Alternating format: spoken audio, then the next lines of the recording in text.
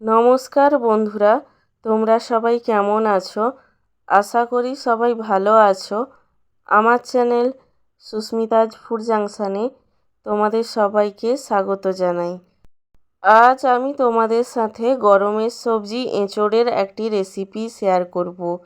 সেটি হলো এঁচোড়ের পকোড়া। তোমরা অনেকেই হয়তো এঁচোড়ের পকোড়া বানাতে জানো, কিন্তু যারা রান্নাতে একেবারেই নতুন তাদের জন্য আমি এই রেসিপিটি শেয়ার করছি। এঁচোড়ের পকোড়া বানানোর জন্য আমি উপকরণ হিসেবে নিয়েছি এঁচোড়, আলু, আর নিয়েছি স্বাদ অনুযায়ী নুন, লঙ্কার গুঁড়ো, হলুদ গুঁড়ো, আদা বাটা, রসুন বাটা, পেঁয়াজ কুচি, জিরে গুঁড়ো এবং বেসন। এঁচোড়ের পকোড়া বানানোর জন্য প্রথমে আমি এঁচোড় এবং আলুগুলোকে সেদ্ধ করে নেব, আর এই সময় এর মধ্যে দিয়ে দেব সামান্য পরিমাণে নুন এবং হলুদ গুঁড়ো। এঁচোড় এবং আলুগুলো সেদ্ধ হয়ে গেলে আমি সেগুলোকে একটি পাত্রে নামিয়ে নেব এবং ঠান্ডা করে নেব। এঁচোড় এবং আলুগুলো ঠান্ডা হয়ে গেলে সেগুলোকে আমি একসাথে মাখিয়ে নেব। এঁচোড় এবং আলুগুলোকে একসঙ্গে মাখিয়ে নেওয়ার পর আমি এর মধ্যে এক এক করে দিয়ে দেব পেঁয়াজ কুচি, রসুন বাটা, আদা বাটা, সামান্য পরিমাণে হলুদ গুঁড়ো, লঙ্কার গুঁড়ো, জিরে গুঁড়ো, সামান্য পরিমাণে নুন এবং পরিমাণ মতো বেসন। তারপর সমস্ত উপকরণ ভালোভাবে আমি মাখিয়ে নেব। মাখানোর সময় আমি কোনো এক্সট্রা জল ব্যবহার করব না। ভালোভাবে সমস্ত উপকরণ মাখানো হয়ে গেলে আমি পকোড়াগুলো ভেজে নেব।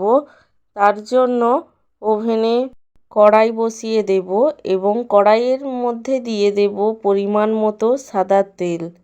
কড়াইতে তেল দেওয়ার পর তেলটাকে ভালোভাবে গরম করে নেব।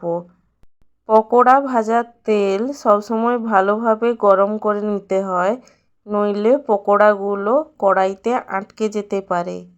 তেল ভালোভাবে গরম হয়ে গেলে পকোড়াগুলোকে আমি এক এক করে তেলের মধ্যে দিয়ে দেব এবং দুই পিঠ লাল করে পকোড়াগুলোকে আমি ভেজে নেব।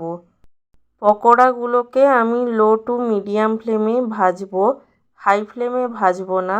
হাই ফ্লেমে পকোড়াগুলো ভাজতে গেলে পকোড়াগুলো বাইরে থেকে ভাজা হয়ে গেলেও ভেতর থেকে কাঁচা থেকে যেতে পারে।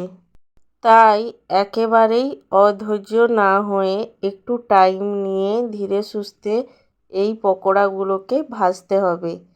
পকোড়াগুলো ভাজা হয়ে গেলে আমি একটি পাত্রে পকোড়াগুলোকে তুলে নেব। প্রথমবারে আমার সব পকোড়াগুলো ভাজা হয়নি। যেই পকোড়াগুলো বাকি থেকে গেছিলো সেগুলো আমি এক এক করে তেলের মধ্যে দিয়ে দেব এবং ভালোভাবে ভেজে নেব। পকোড়াগুলো ভালোভাবে ভাজা হয়ে গেলে আমি একটি পাত্রে পকোড়াগুলো তুলে নেব এবং গরম গরম পরিবেশন করব। এঁচোড়ের এই পকোড়াগুলিকে তোমরা যেমন ভাতের সাথেও খেতে পারো, আবার সন্ধেবেলা চা, কফি কিংবা মুড়ির সাথেও খেতে পারো। আর যারা একেবারেই এঁচোড় পছন্দ করে না তাদেরও এই পকোড়াগুলি খুবই ভালো লাগবে, এই কথা দিলাম। তাই দেরি না করে ঝটপট একদিন বাড়িতে বানিয়ে ফেলো এঁচোড়ের পকোড়া। এঁচোড়ের পকোড়ার এই রেসিপিটি ভালো লাগলে আমার চ্যানেলটিকে সাবস্ক্রাইব করে পাশে থেকো এবং লাইক, কমেন্ট, শেয়ার করতে একদমই ভুলো না। সব শেষে তোমাদের জানাই অসংখ্য ধন্যবাদ ভিডিওটি দেখার জন্য।